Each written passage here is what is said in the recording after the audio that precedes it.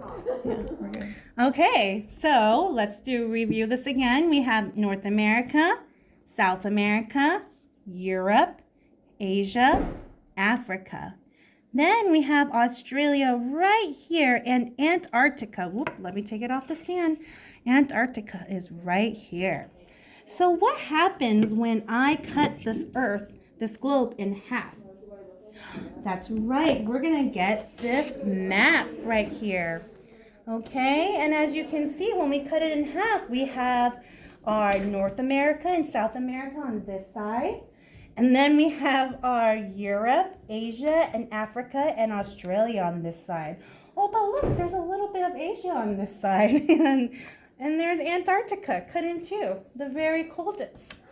Okay, so do you guys remember how many continents do we have? That's right. Yeah, we have 7. 1, 2, 3, 4, 5, 6, 7. So let's write on our worksheet the 7 continents. So let's see what we're writing. So let's write our name. Okay, so the sentence is, there are 7 continents on Earth. So let's write that. Remember, my friends, we always write from top to bottom. Okay, so there.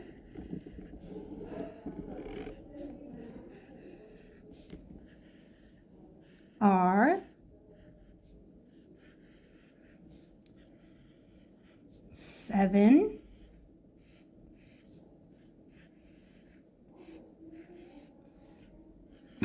continents